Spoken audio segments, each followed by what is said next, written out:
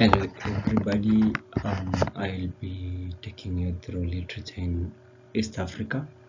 My name is Evans Miriti. Then we shall start with colonial and post-colonial literature in East Africa. To begin with is the colonial legacy.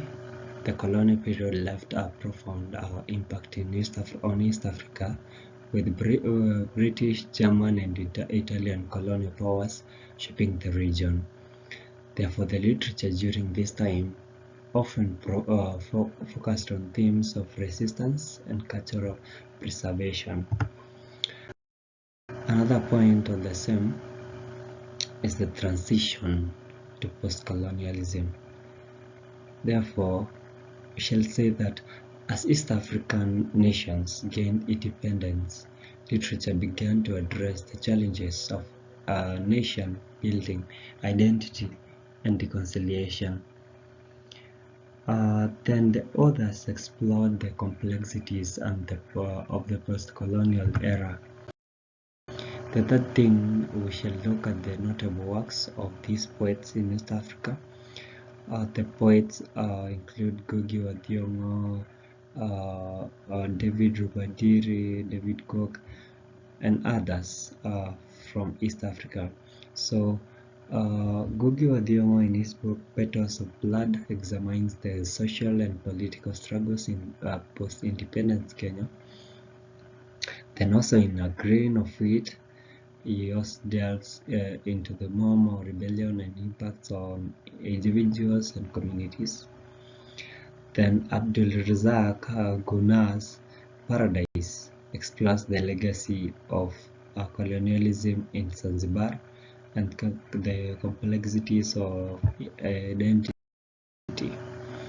Then also the themes in colonial and post-colonial East African literature includes resistance against oppression, cultural preservation, language, and the impacts of colonial education, and the challenges of nation building. Then again, we shall look at language shift. The colonial era saw a significant shift in languages used in literature. While the European languages were imposed in formal education, some writers began using them to express local narratives and also creating a fusion that showcased the complexities of East African identities. Then something else is on oral tradition. Therefore, many East African writers drew from their rich oral traditions, incorporating folklore, proverbs, and storytelling techniques into their works. Therefore, this allowed them to preserve and celebrate their cultural heritage amidst colonial pressures. Another thing is the identity and cultural renaissance.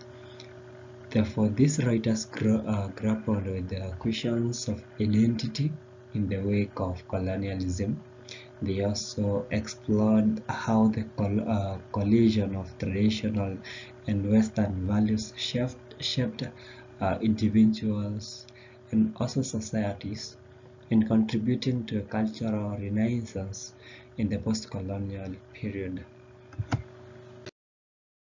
Then, last but not least, we shall look at the gender dynamics and then say that both colonial and post-colonial literature in East Africa have explored gender dynamics, shedding light on the roles and challenges faced by women in the changing social-political landscape.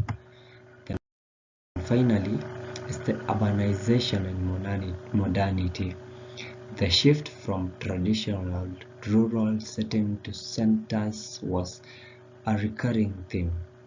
The writers explored the impact of urbanization and modernity on East African societies, examining the tensions between traditional values and the pressures of progress. Therefore, this theme reflected the changing social landscapes in the post-colonial era. Thank you.